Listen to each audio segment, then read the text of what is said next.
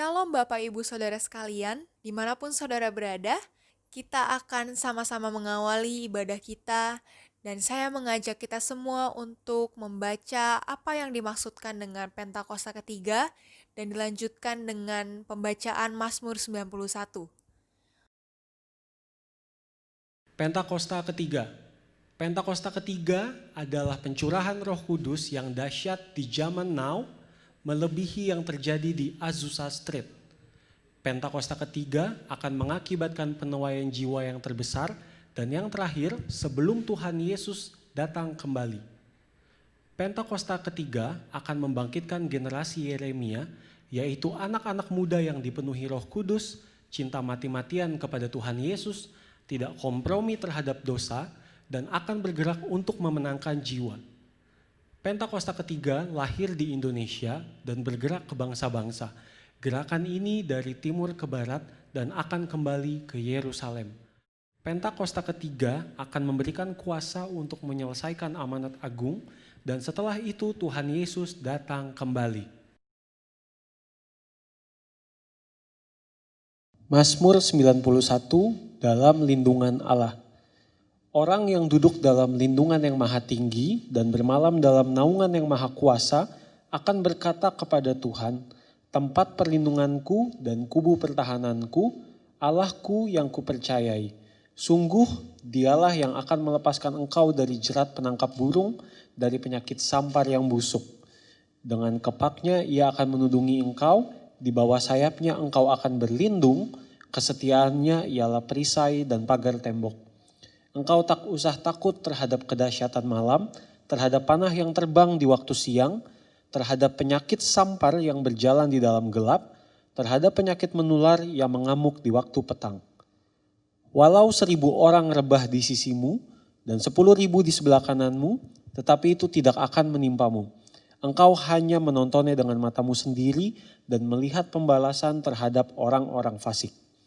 Sebab Tuhan ialah tempat perlindunganmu, yang maha tinggi telah kau buat tempat perteduhanmu, malapetaka tidak akan menimpa kamu, dan tulah tidak akan mendekat kepada kemahmu, sebab malaikat-malaikatnya akan diperintahkannya kepadamu untuk menjaga engkau di segala jalanmu. Mereka akan menatang engkau di atas tangannya, supaya kakimu jangan terantuk kepada batu. Singa dan ular tedung akan kau langkahi, engkau akan menginjak anak singa dan ular naga. Sungguh hatinya melekat kepadaku, maka aku akan meluputkannya. Aku akan membentenginya sebab ia mengenal namaku. Bila ia berseru kepadaku, aku akan menjawab. Aku akan menyertai dia dalam kesesakan. Aku akan meluputkannya dan memuliakannya. Dengan panjang umur akan kukenyangkan dia dan akan kuperlihatkan kepadanya keselamatan daripadaku.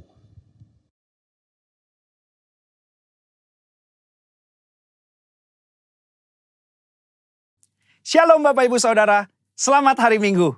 Hari ini kita akan membahas mengenai keselamatan yang merupakan studi dari kitab Ibrani tentang justification, sanctification, dan glorification. Atau pembenaran, pengudusan, dan pemuliaan. Sebagai orang percaya kita bersyukur karena Tuhan telah menyediakan keselamatan dengan sempurna. Kata menyelamatkan dengan sempurna dalam Ibrani 7 ayat 25 berasal dari kata panteles, yang mengandung unsur kesempurnaan, keutuhan, dan finalitas. Hal ini menunjukkan adanya tahapan yang harus kita lalui sehingga mendapatkan kesempurnaan keselamatan. Berikut 3 tahap yang harus dilalui untuk mendapatkan keselamatan yang sempurna. Tahap pertama, justification atau pembenaran. Ini merupakan tindakan yudisial Tuhan, di mana Dia beranugerah dan menyatakan bahwa semua tuntutan hukum yang berkaitan dengan orang berdosa telah Ia penuhi. Pada tahap ini, kita telah diselamatkan dari hukuman dan kutuk dosa. Efesus 2 ayat 8 menunjukkan bahwa pembenaran yang kita terima semata-mata karena kasih karunia Allah dan diterima melalui iman kita. Dalam tahap pembenaran ini, Tuhan Yesus hadir sebagai anak manusia yang tidak berdosa dan hidup benar di hadapan Allah dan manusia. Yesus mati di atas kayu salib, menanggung dosa umat manusia, dan Allah menerima korban itu. Sehingga berdasarkan karya Yesus di kayu salib inilah setiap manusia yang percaya dibenarkan oleh Allah. Jadi, apa yang kita butuhkan pada tahap ini? Iman sebagai respon untuk percaya. Disinilah kelahiran baru muncul sebagai awal kehidupan rohani kita di dalam Kristus. Lalu, apakah dengan kita sudah diampuni dan dibenarkan, kita bisa berbuat sesuka hati kita? Tentu saja tidak. Ada perbedaan antara menerima keselamatan dengan hidup dalam keselamatan. Pada tahap pembenaran, kita menerima keselamatan karena kasih karunia Tuhan, bukan karena usaha atau karya manusia. Namun, setelah kita menerima keselamatan tersebut, kita harus hidup dalam keselamatan. Orang-orang yang telah dibenarkan harus menghidupi kehidupan kudus dan berupaya untuk menang atas kuasa dosa. Kita harus dikuasai dan dipenuhi dengan Roh untuk dapat menolak segala kejahatan, nafsu, dan godaan selama hidup di dunia ini. Tahapan kedua setelah pembenaran disebut dengan sanctification atau pengudusan. Pada tahap sanctification, kita masuk dalam proses pengudusan dan pendewasaan yang berkelanjutan oleh Roh Kudus dan firman-Nya. Proses ini harus diupayakan terus-menerus sampai menjadi serupa dengan Kristus. Meskipun demikian, upaya ini bukan dilakukan dengan kekuatan kita sendiri, melainkan dengan pertolongan Roh Kudus. Roh Kuduslah yang memampukan, memperlengkapi, dan membawa kita sampai menjadi serupa dengannya. Ibrani 9 ayat 14 menunjukkan, ada tujuan yang Allah siapkan bagi manusia setelah Yesus mencurahkan darahnya untuk menyucikan hati kita dari perbuatan yang sia-sia, yaitu beribadah kepada Allah yang hidup. Di dalam beribadah kepada Allah yang hidup inilah terdapat pendewasaan rohani dan penyucian diri dari segala dosa, serta proses menang atas cobaan dan godaan iblis setiap harinya. Secara praktis, apa yang dapat kita lakukan di tahap ini? Setidaknya ada 3 aspek dalam pengudusan yang kita lakukan berdasarkan Ibrani 10 ayat 22-24. Yang pertama, taat dan setia kepada Yesus. Yang kedua, saling mendorong untuk hidup dalam kasih. Yang ketiga, menghasilkan buah pertobatan dan buah roh. Di dalam tahap pengudusan ini, akan banyak peperangan rohani yang dilakukan. Maka dari itu, kita harus senantiasa hidup dikuasai oleh roh dan hidup dalam pengudusan. Sehingga kita akan menang atas setiap peperangan yang kita lakukan. Sekali lagi, kasih karunia adalah tindakan Tuhan memberikan Roh Kudus-Nya untuk memenuhi dan menguatkan kita dengan kehadiran, pengurapan, dan karunia-Nya. Melalui iman adalah kita dengan setia mengerjakan ketaatan dan latihan-latihan yang membangun manusia rohani kita sampai menjadi serupa dengan Kristus. Tahapan ketiga untuk mencapai keselamatan yang sempurna adalah glorification atau pemuliaan.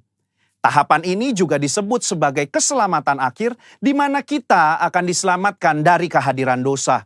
Artinya manusia tidak lagi memiliki kehadiran dosa. Di dalam doktrin keselamatan, kondisi ini akan tergenapi ketika Tuhan Yesus datang untuk kali yang kedua.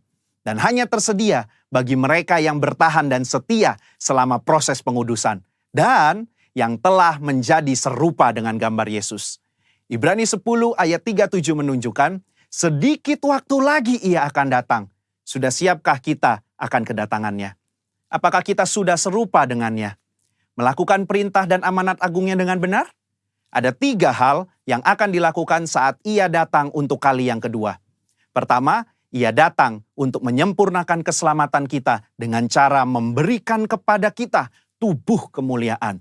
Yang kedua, ia memberikan upah kepada kita hamba-hambanya. Dan yang ketiga, ia menyelesaikan rencananya dengan menghancurkan iblis dan menegakkan kerajaannya.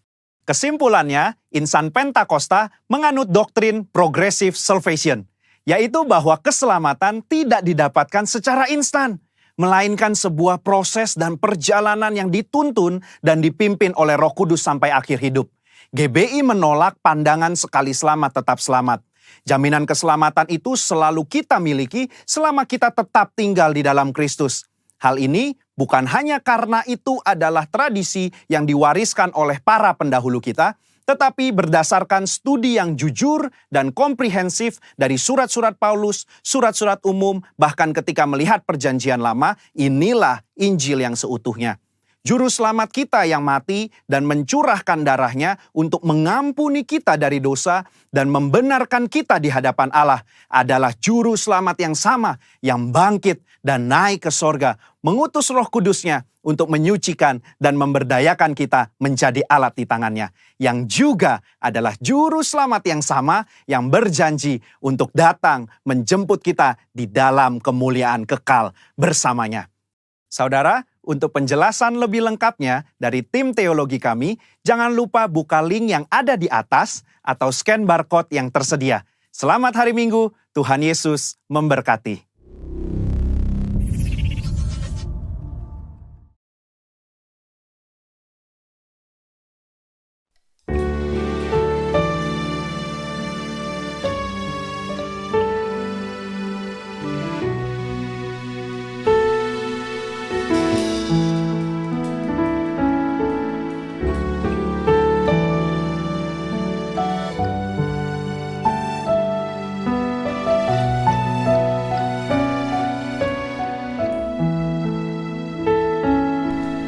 Bapa, Kau setia. Bapa, Kau mulia. Tenanglah jiwaku, aman bersamamu. Lebih dari harta, Kaulah segalanya. Tenanglah jiwaku dalam hadirat-Mu. Kau tunjukkan kasih setiamu, Kau menyediakan yang ku perlu. Kau setia, Kau mulia, dulu, sekarang, dan selamanya. Kau tunjukkan kasih setiamu, Kau menyediakan yang ku perlu. Kau setia, Kau mulia, Bapa, Kau setia. Terima kasih buat kesetiaan-Mu buat setiap kami, Tuhan. Bapa, Kau setia. Bapa, Kau mulia. Tenanglah jiwaku, aman bersamamu. Lebih dari harta, Kaulah segalanya. Tenanglah jiwaku dalam hadirat-Mu. Kau tunjukkan kasih setiamu, Kau menyediakan yang ku perlu. Kau setia, Kau mulia, dulu, sekarang, dan selamanya. Kau tunjukkan kasih setiamu, Kau menyediakan yang ku perlu. Kau setia, Kau mulia, Bapa, Kau setia.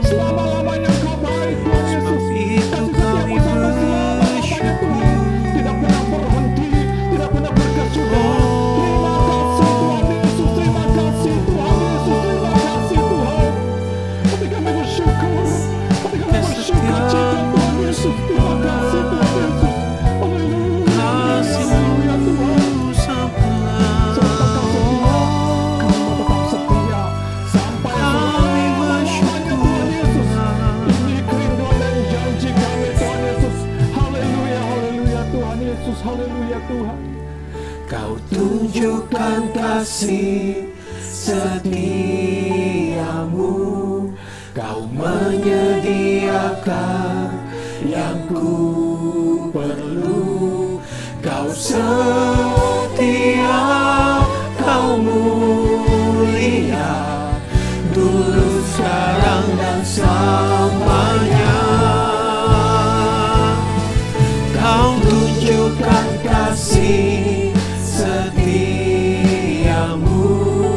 Kau menyediakan yang ku perlu. Kau setia, Kau mulia, Bapa, Kau setia. Kau setia, Kau mulia, Kau setia, Kau mulia, Kau setia, Kau mulia, Bapa, Kau setia.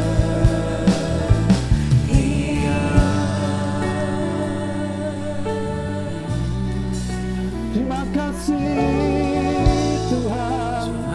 Terima kasih Yesus Tuhan. Haleluya. Haleluya. Kau setia. Terima kasih Tuhan.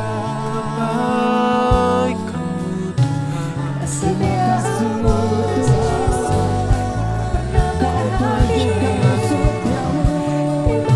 Kau tunjukkan kebaikanmu. Haleluya Yesus Tuhan.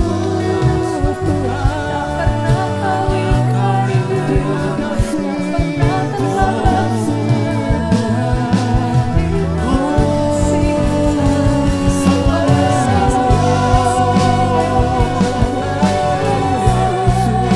Terima kasih,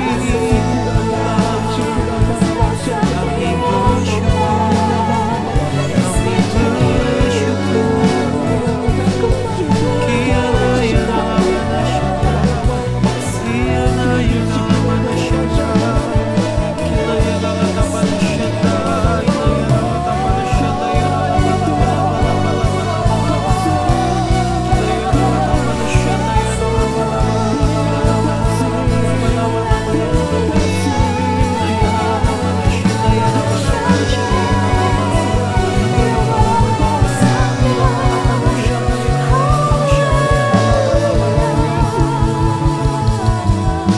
Sembahnya saudara, sembahnya saudara.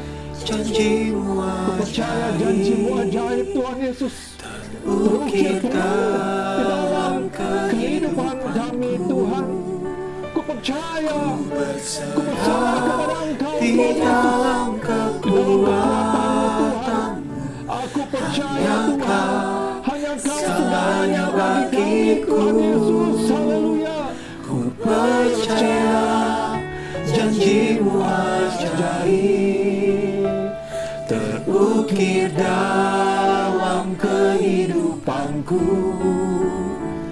Ku berserah di dalam kekuatanmu.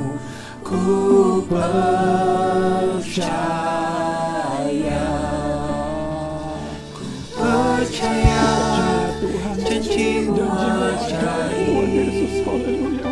terukir dalam kehidupanku. Ku berserah di dalam kekuatanmu. Hanya Kau segalanya bagiku.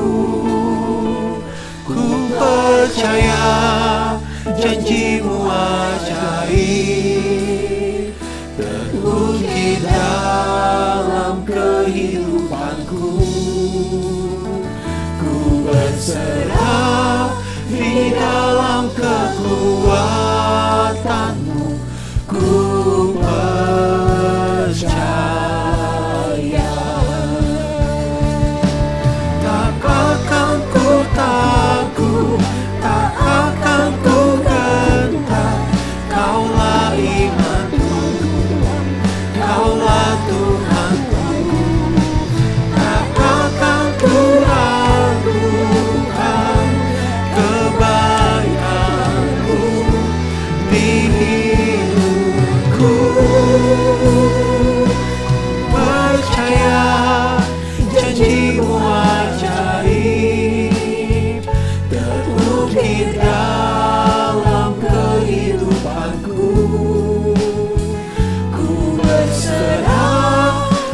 dalam kekuatanmu,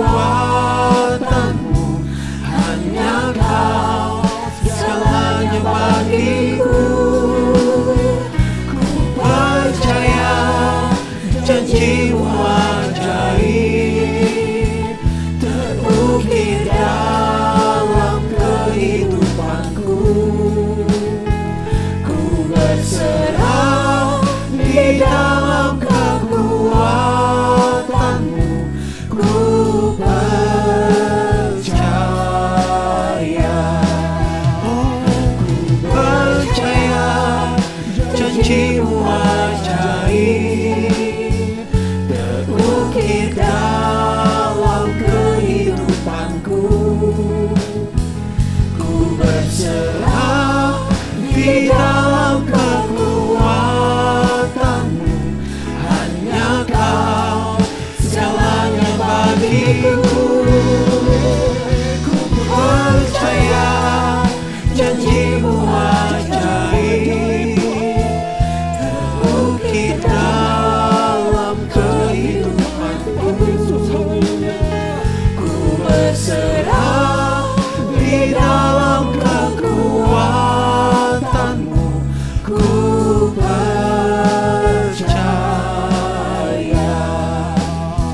ku berserah di dalam kekuatanmu. Ku percaya, ku berserah di dalam kekuatanmu. Ku percaya.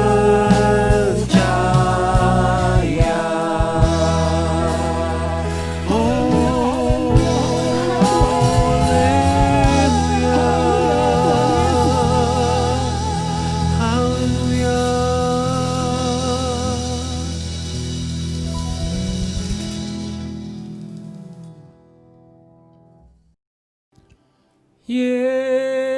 Yesus, Yesus, kau berarti bagiku.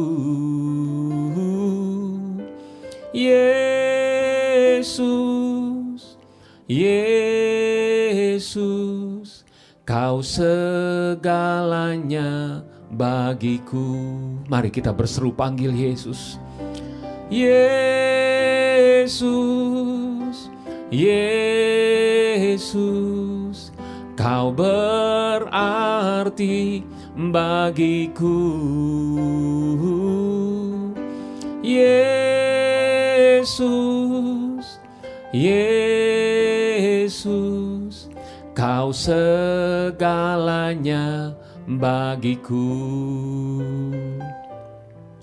Kau segalanya bagiku.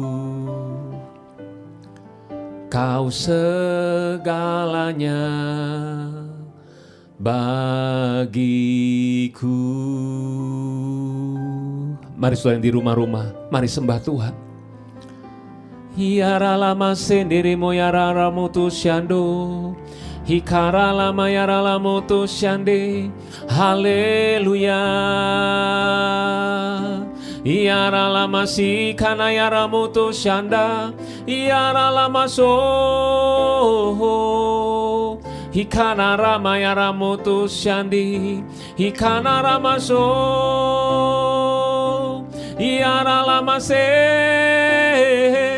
Hira lama si kana yara mutu syando. Hikarala yarala moto syandi. Hikana ramaso. Haleluya. Yarala mase. Hikarala maso na yaramoto syandi. Haleluya. Inarala mase. Yarala maso narabo. Hikarala yarala moto syando. Hikana ramaso. Haleluya. Yarala masendere mo yaramoto syanda. Haleluya. Hinana ramaso. Kami semua kangen padamu Tuhan Yesus. Jamah setiap anak-anakmu yang ada di rumah-rumah ya Tuhan. Curahkan kasih-Mu ya Tuhan. Curahkan kasih-Mu Bapa. Terima kasih Tuhan. Berbicaralah pada kami Tuhan. Melalui mulut bibir hamba-Mu ini. Urapi kami semua Bapa. Tuhan, sembuhkan yang sakit. Kuatkan yang lemah. Hiburkan yang susah. Berikan Tuhan jalan keluar bagi mereka yang putus asa. Tuhan, terima kasih Bapa. Segala pujian hanya bagi-Mu Tuhan Yesus. Dalam nama Tuhan Yesus kami telah berdoa dan mengucap syukur. Sama-sama kita katakan, amin, amin. Saudara yang kasih Tuhan, semua orang hari-hari ini sedang mengalami sesuatu perjalanan hidup yang belum pernah dialami sebelumnya. Betul saudara ya? Tapi ada sikap yang harus kita miliki. Yang pertama, saudara dan saya harus tetap percaya kepada Tuhan Yesus. Bahwa Tuhan Yesus mengasihi setiap saudara semua. Dan Dia yang pegang kendali dalam kehidupan setiap saudara dan saya. Yang setuju katakan amin. Yang kedua, kita harus tetap percaya firman Tuhan tidak pernah berubah. Dan yang ketiga, saudara dan saya harus percaya Roh Kudus selalu menyertai kita semua. Baik dalam keadaan yang enak atau tidak enak. Tapi saya percaya Tuhan akan berikan kita jalan keluar sesuai dengan rencananya. Amin saudaraku. Hal yang kedua, saudara dan saya, kita harus bangkit. Bangkit daripada keadaan kita. Dan mengikuti Tuhan dalam menjalani kehidupan yang ada sekarang. Percayakan hidup kita kepada Tuhan. Hari ini saya ingin kita semua merenungkan firman Tuhan dari kitab Hakim-Hakim. Mengenai bangsa Israel yang mengalami perubahan yang sangat baik dalam kehidupannya. Saudara, dari tekanan-tekanan mereka dimerdekakan. Dari sakit disembuhkan. Saudara, yang lemah jadi kuat. Yang putus asa ada pengharapan yang baru. Itu juga yang akan kita alami semua. Amin. Nah saudara, apakah kita bisa mengalami perubahan yang sangat baik dalam kehidupan ini? Tentu saja jawabannya adalah bisa. Kenapa? Karena Tuhan Yesus mengasihi kita semua.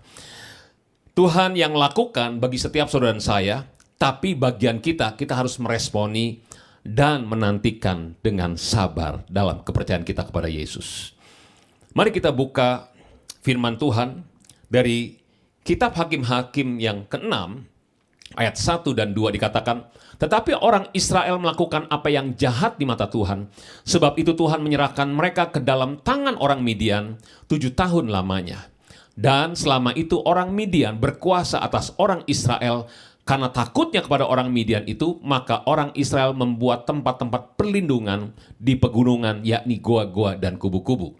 Nah saudara, selama 7 tahun orang Midian menguasai orang Israel, bangsa Israel. Dan mereka membuat tempat pelindungan atau mereka mulai menyembunyikan diri karena mereka takut kepada orang-orang Midian.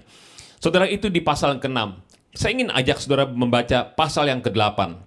Hakim-Hakim 8 ayat 28. Demikian firman Tuhan. Demikianlah orang Midian tunduk kepada orang Israel dan tidak dapat menegakkan kepalanya lagi, maka amanlah negeri itu 40 tahun lamanya pada zaman Gideon. Saudara, di pasal 8 ini dikatakan orang Midian tunduk kepada orang Israel. Sebelumnya orang-orang Israel itu dikuasai oleh orang-orang Midian selama 7 tahun, tapi di pasal ini dikatakan orang Midian tunduk kepada orang Israel. Terjadi perubahan yang sangat dahsyat. Saudara, negeri ini mengalami kebebasan. Negeri ini yang tadinya sakit disembuhkan. Yang tadinya mengalami kesulitan jadi dimerdekakan. Tekanan jadi dimerdekakan. Saudara, dikatakan amanlah negeri itu pada selama 40 tahun pada zaman Gideon. Nah saudara, ternyata ada seorang yang disebut di sini namanya Gideon. Orang ini yang membawa perubahan bagi bangsa Israel. Nah mari kita renungkan. Siapa Gideon? Dan bagaimana keadaan Gideon sebelum 40 tahun negeri itu aman. Nah saudara, Hakim-Hakim 6, pasal 11, saya akan bacakan. Kemudian datanglah malaikat Tuhan dan duduk di bawah pohon tarbantin di Ofra kepunyaan Yoas, orang Abiezer itu, sedang Gideon anaknya mengirik gandum dalam tempat pemerasan anggur agar tersembunyi bagi orang Midian. Malaikat Tuhan menampakkan diri kepadanya dan berfirman kepadanya demikian. Tuhan menyertai engkau, ya pahlawan yang gagah berani. Jawab Gideon kepadanya, ah Tuanku, jika Tuhan menyertai kami, Mengapa semuanya ini menimpa kami? Di manakah segala perbuatan-perbuatannya yang ajaib yang diceritakan oleh nenek moyang kami kepada kami? Ketika mereka berkata, bukankah Tuhan telah menuntun kita keluar dari Mesir? Tetapi sekarang Tuhan membuang kami dan menyerahkan kami ke dalam cengkeraman orang Midian. Lalu berpalinglah Tuhan kepadanya dan berfirman, pergilah dengan kekuatanmu ini dan selamatkanlah orang Israel dari cengkeraman orang Midian. Bukankah aku mengutus engkau?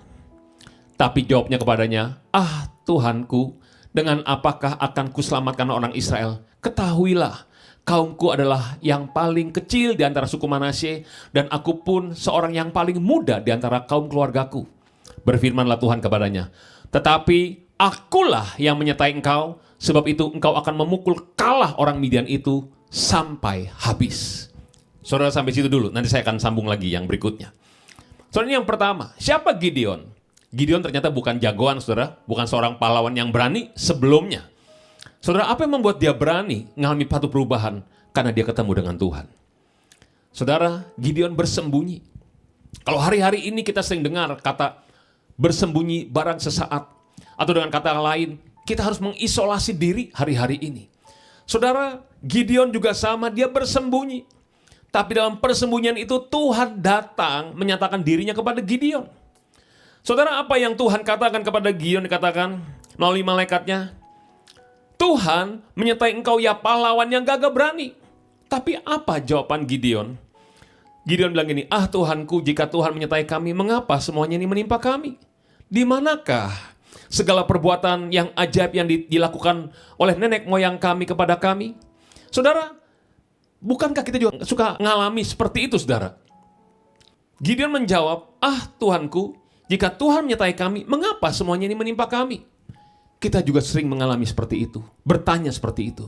Tuhan, kalau Tuhan sayang sama saya, kenapa saya mengalami seperti ini? Kalau Tuhan cinta sama saya, kenapa Tuhan saya punya persoalan ini dan tidak beres-beres? Kenapa keluarga saya seperti ini? Kenapa masa depan saya kok rasanya gelap? Kenapa pekerjaan saya Tuhan tidak berkati? Mengapa Tuhan tidak sembuhkan? Saudara, ini kita bilang ini, mana yang katanya Tuhan itu luar biasa, yang sering kita dengar khotbah-khotbah di hari Minggu, mana? Saudara, lalu apa lagi yang terjadi, saudara? Lalu saudara, kali ini bukannya malaikat, tapi Tuhan sendiri datang pada Gideon, dikatakan, pergilah dengan kekuatanmu ini dan selamatkanlah orang Israel dari cengkeraman orang Midian. Bukankah aku mengutus engkau?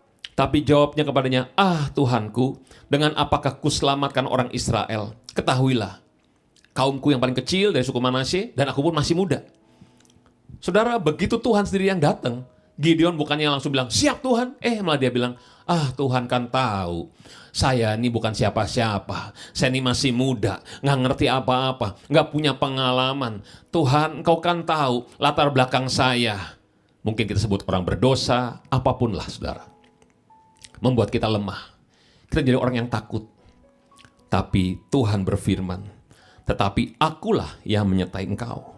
Dengar baik-baik, Tuhan Yesus selalu menyertai setiap saudara semua di rumah-rumah.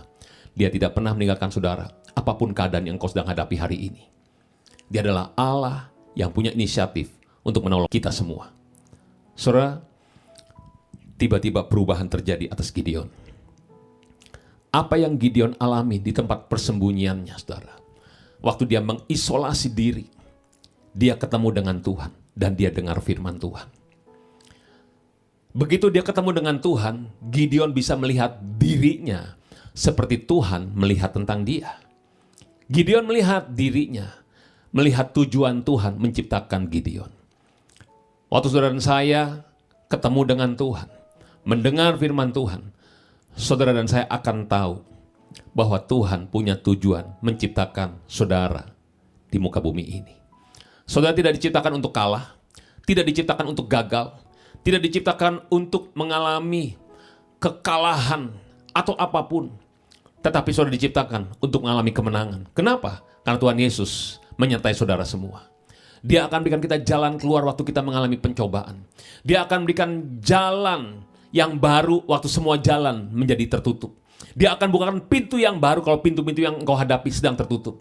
Dia adalah Allah yang membuat jalan yang baru untuk setiap kita semua. Saudara, Waktu Gideon ketemu dengan Tuhan, dia dengar firman Tuhan, keadaannya berubah. Dia tahu bahwa dia diciptakan, dia dilahirkan pada zamannya adalah untuk membebaskan bangsanya Israel. Tentu saja bukan dengan kekuatannya, dengan kekuatan penyertaan daripada Tuhan kita Yesus Kristus. Saudara, mari kita renungkan hari ini. Apapun keadaanmu, dengar baik-baik.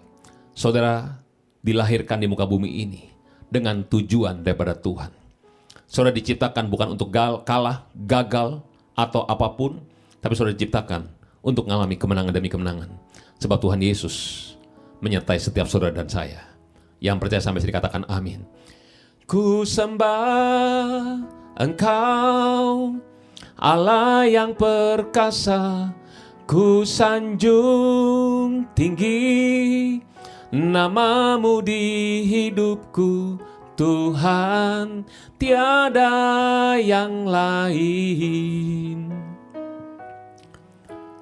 Hanya Kau satu di hatiku. Saudara, jika hari-hari ini kita ada dalam tempat persembunyian kita karena keadaan kita sulit untuk keluar, saudara ya, lakukanlah sesuatu yang tidak biasa kita lakukan. Jangan tidak ngapa-ngapain waktu kita sedang mengisolasi diri ini. Saudara berdoa sungguh-sungguh dengan Tuhan. Saudara cari Tuhan sungguh-sungguh sampai kita ketemu dengan Tuhan. Saudara, dia pasti akan memberikan dirinya ditemui oleh setiap orang yang mencari dia. Seperti Gideon, dia ketemu, dia dengar suara Tuhan. Hidupnya berubah dari seorang penakut jadi seorang pemberani, pembela bagi bangsanya. Saudara,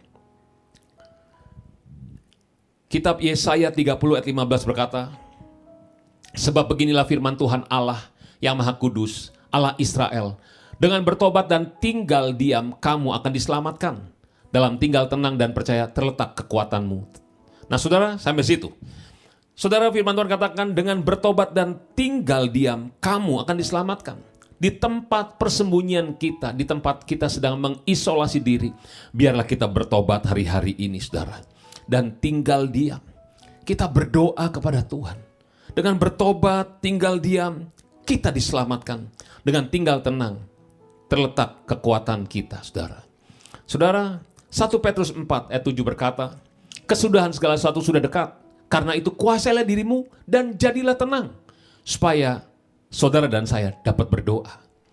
Waktu kita berdoa, waktu kita ketemu dengan Tuhan, itulah terletak kekuatan kita. Keadaan mungkin belum berubah, tapi kita bukan jadi orang yang takut, bukan orang yang putus asa. Kita tahu kita bisa merubah keadaan ini, sebab Tuhan menyertai kita. Amin saudaraku. Nah saudara, apa yang kita harus lakukan waktu kita sedang berdiam diri seperti ini hari-hari ini? Saudara, gak ada cara lain, cari Tuhan dan baca Alkitab. Karena firman Tuhan akan mengubah total hidup kita semua. Saudara, kenapa kita perlu baca Alkitab dan lakukan firman Tuhan? Karena firman Tuhan mengubahkan kita pada tujuan penciptaan Tuhan kepada hidup saudara dan saya. Tuhan Yesus punya tujuan kenapa menciptakan saudara dan juga saya. Nah ini saudara yang pertama. Firman Tuhan akan mengubah kita pada tujuan Tuhan dalam hidup kita. Yohanes 3 ayat 16 dan 17 dikatakan, karena begitu besar kasih Allah akan dunia ini, sehingga ia telah mengaruniakan anaknya yang tunggal, supaya setiap orang yang percaya kepadanya tidak binasa, melainkan beroleh hidup yang kekal. Sebab Allah mengutus anaknya ke dalam dunia, bukan untuk menghakimi dunia, melainkan untuk menyelamatkan oleh dia. Saudara, ini kasih Tuhan untuk kita semua. Dia punya tujuan kenapa dia lahir dalam dunia ini, untuk mati untuk saudara dan saya. Kalau nyawanya saja diberikan, apalagi yang lain. Tidak mungkin dalam kondisi seperti ini Tuhan meninggalkan kita. Dia sudah buktikan kasihnya pada kita. Firman Tuhan membuat kita mengerti. Kalau Tuhan lahir punya tujuan di muka bumi ini, Tuhan juga punya tujuan untuk kita yang lahir di muka bumi ini. Melalui hidupmu, seisi keluargamu akan diselamatkan. Melalui hidupmu akan banyak orang-orang yang mengenal Yesus. Tapi kita harus bangkit, percaya pada Tuhan. Amin saudaraku. Hal yang kedua, kenapa kita perlu baca Alkitab? Karena firman Tuhan akan memerdekakan kita. Firman Tuhan akan menyembuhkan kita. Dan waktu kita baca firman Tuhan, iman kita timbul. Iman akan menggerakkan Tuhan melakukan mujizat dalam hidup saudara dan saya. Saudara, waktu kita percaya, mujizat terjadi. Waktu Bartimeus yang sejak lahir buta, dia percaya pada Yesus, maka mujizat, kesembuhan terjadi. Tidak ada yang mustahil bagi Tuhan. Dan tidak ada yang mustahil bagi setiap saudara dan saya yang percaya pada Yesus. Dan firman Tuhan membuat iman kita muncul. Nah saudara, firman Tuhan katakan, maka katanya kepada orang-orang Yahudi yang percaya kepadanya, jikalau kamu tetap dalam firman-Ku, kamu benar-benar adalah murid-Ku. Dan kamu akan mengetahui kebenaran, dan kebenaran itu akan memerdekakan kamu. Firman Tuhan akan memerdekakan kita, menyembuhkan, melakukan mujizat dalam hidup kita. Katakan amin. Saudara, waktu kita baca Alkitab dan hidup sesuai firman Tuhan, maka hidup kita akan berhasil dan kita akan beruntung. Lalu yang berikutnya, mengapa kita harus baca Alkitab dan lakukan firman Tuhan? Saudara, firman Tuhan katakan begini, hai orang-orang muda, karena kamu kuat dan firman Allah tinggal dalam kamu, kamu telah mengalahkan yang jahat. Kalau kita punya firman Tuhan, kita akan mengalahkan yang jahat. Yang percaya sampai sini katakan amin. Mari baca Alkitabmu dan lakukan firman Tuhan. Terus sampai hari ini saya masih terus baca Alkitab, sehari 10 pasal. Sekalian saya laporan untuk saudara semua. Ayo semua jemaat, kuat, bangkit semuanya. Baca Alkitabmu dan lakukan firman Tuhan. Yang mau katakan amin dengan keras. Haleluya. Ku sembah Engkau, Allah yang perkasa.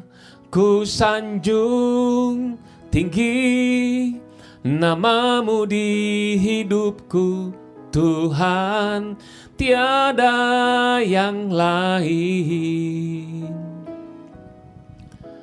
Hanya Kau satu di hatiku. Hanya Dia satu-satunya dalam hidup kita semua. Amin, saudaraku. Nah, saudara, yang kedua, apa yang Gideon lakukan? Setelah Gideon ketemu dengan Tuhan, dia dengar firman Tuhan. Saudara, Gideon di ayat yang ke-24 dikatakan, lalu Gideon mendirikan mezbah di sana bagi Tuhan dan menamainya Tuhan itu keselamatan. Mezbah itu masih ada sampai sekarang di Ofra, kota orang Abiezer. Saudara, Gideon mendirikan mezbah. Tuhan juga menyuruh Gideon untuk membangun mezbah dan menghancurkan mezbah dewa Baal. Saudara, yang kedua, saudara dan saya harus bangun mezbah dalam hidup kita. Ayo kembalikan mezbah Tuhan dalam hidup kita. Apa itu mezbah? Mezbah adalah tempat yang suci untuk Allah. Mezbah artinya tempat mempersembahkan korban bakaran sekaligus tempat berdoa, memuji dan menyembah Tuhan. Itu mezbah. Masih adakah mezbah Tuhan dalam hidup saudara dan saya? Saudara, mezbah adalah tempat kita berdoa kepada Tuhan, memohon pertolongan Tuhan, meminta mujizat kesembuhan daripada Tuhan. Itu mezbah. Mezbah tempat kita memuji, menyembah Tuhan. Kita bilang, Tuhan, aku mengasihimu, Tuhan, aku kangen padamu. Itu mezbah, saudara. Saudara, mezbah adalah tempat Tuhan mendengar doa kita. Mezbah adalah tempat Tuhan melepaskan berkat untuk saudara dan saya. Artinya mezbah, tempat perjumpaan antara kita dengan Tuhan. Biarlah mezbah itu masih ada dalam hidup kita. Apapun keadaanmu saat ini, mari kita bangun mezbah Tuhan kembali. Kembali kita berdoa, memuji, menyembah Tuhan. Mengucap syukur pada Tuhan. Saya percaya Tuhan mendengar doa kita, menjawab doa kita semua. Amin, saudaraku. Mengapa kita harus membangun mezbah, saudara? Karena mezbah adalah tempat perdamaian antara Tuhan dengan manusia. Saudara ingat waktu zaman Nabi Nuh, bumi ini dihukum dengan air bah. Seluruh penduduk manusia mati. Setelah surut, saudara, Nuh keluar daripada bahtera bersama dengan keluarganya. Dan Nuh membangun mezbah. Dan apa yang terjadi, saudara? Ketika Tuhan mencium persembahan yang harum itu, berfirmanlah Tuhan dalam hatinya, aku tidak akan mengutuk bumi ini lagi karena manusia. Sekalipun yang ditimbulkan hatinya adalah jahat dari sejak kecilnya. Dan aku tak akan membinasakan lagi segala yang hidup seperti yang telah kulakukan. Saudara, mezbah adalah tempat perdamaian antara Tuhan dengan manusia. Kenapa kita harus membangun mezbah? Mezbah menyebabkan tulah berhenti. Waktu Raja Daud menghitung jumlah penduduk Israel dan Tuhan marah di situ. Dan Tuhan menyuruh sampar menghabisi rakyat Israel. Apa yang terjadi, saudara? Daud bertobat. Dan Daud membangun mezbah di pengirikan Aurona. Dan apa yang terjadi? Itulah berhenti di situ. Dikatakan lalu Daud mendirikan di sana mezbah bagi Tuhan dan mempersembahkan korban bakaran dan korban keselamatan. Maka Tuhan mengabulkan doa untuk negeri itu dan tulah itu berhenti menimpa orang Israel. Saudara, kalau kita membangun mezbah, kita sedang melakukan perdamaian dengan Tuhan. Kita akan membuat segala tulah berhenti atas hidup kita semua.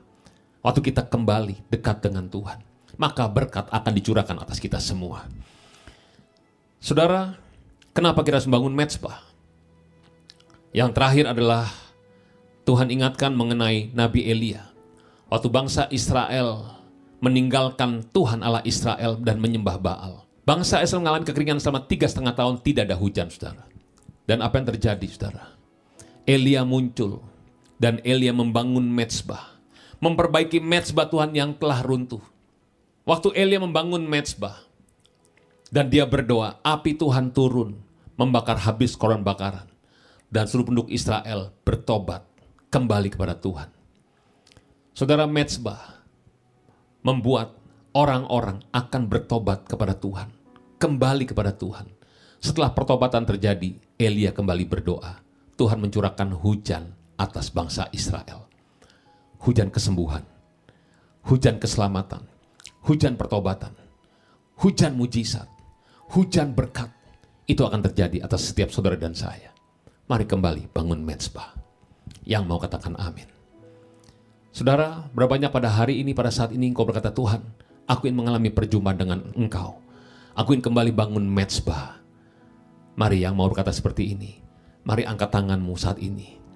Dan katakan, ku sembah engkau, Allah yang perkasa. Ku sanjung tinggi namamu di hidupku, Tuhan, tiada yang lain. Hanya kau satu di hatiku. Ku sembah engkau, Allah yang perkasa. Ku sanjung tinggi namamu di hidupku, Tuhan, tiada yang lain. Hanya kau satu di hatiku, Tuhan, tiada yang lain. Hanya kau satu di hatiku, Tuhan, tiada yang lain. Hanya kau satu di hatiku. Mari saudara sembah Tuhan. Mari sembah Dia. Yarala masukana yarala mutu syande, hinarala yarala mutu syando, hinanara masi. Yarala masena yarala mutu syando, yarala masi. Hikana rama yarala mutu syanda, haleluya. Hiralama yaralama so, niaralama se. Hikaralama yaralama to shandi, hinanarama so, yaralama si. Yaralama so kana yaramo to shande. Hiralama yaralama to shande, haleluya. Yaralama so, niaralama shanda, hikararaba shanda yaramoto shandi, haleluya. Yaralama sendere mo yaramu, yaralama so, hikaralama yaralamoto shande, haleluya.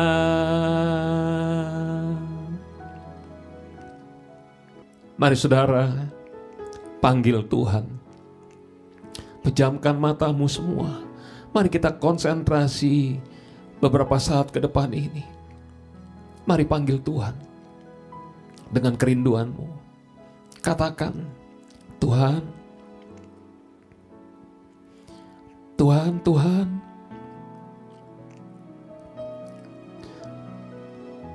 Tuhan, Tuhan, Tuhan, Tuhan,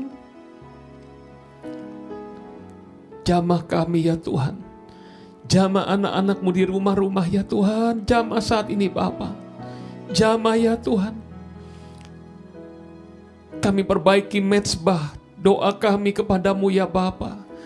Ya Tuhan, ya Allah kami, jamah setiap anak-anak-Mu ya Tuhan. Biar kami semua boleh mengalami perjumpaan dengan Tuhan saat ini. Kami ingin dengar suara-Mu ya Tuhan. Jamah anak-anak-Mu ya Tuhan. Hikararaba senderemo yaralamu tosyando. Haleluya. Yaralama sena yaramo tosyando. Niaralama si. Hikaralama yaralamu tosyando. Haleluya. Tuhan jamah. Berbicaralah pada kami ya Tuhan. Di tempat persembunyian kami ya Tuhan. Berbicaralah pada kami ya Tuhan. Terima kasih Tuhan, terima kasih. Tuhan curahkan Tuhan hadirat-Mu atas kami semua. Peluk kami, peluk anak-anak laki dan anak-anak perempuan-Mu ya Tuhan. Tuhan, biar seperti Gideon, dia keluar dari tempat persembunyiannya setelah dia ketemu dengan Tuhan. Dia tahu apa yang harus dia lakukan. Tuhan bicara pada kami Tuhan. Sehingga kami tahu apa yang harus kami lakukan hari-hari ini ya Tuhan. Tuhan, kami percaya Engkau tidak pernah meninggalkan kami sendirian. Engkau yang berkuasa atas hidup kami semua. Terima kasih banyak Bapa. Berkati semua anak-anak-Mu Tuhan. Engkau menyembuhkan yang sakit, memulihkan setiap keluarga, rumah tangga. Tuhan, curahkan kasih-Mu, curahkan berkat-Mu. Terima kasih banyak Bapa. Terima kasih Yesus, terima kasih Roh Kudus. Di dalam nama Tuhan Yesus kami telah berdoa dan mengucap syukur. Haleluya. Amin. Tuhan Yesus memberkati saudara berlimpah-limpah-limpah.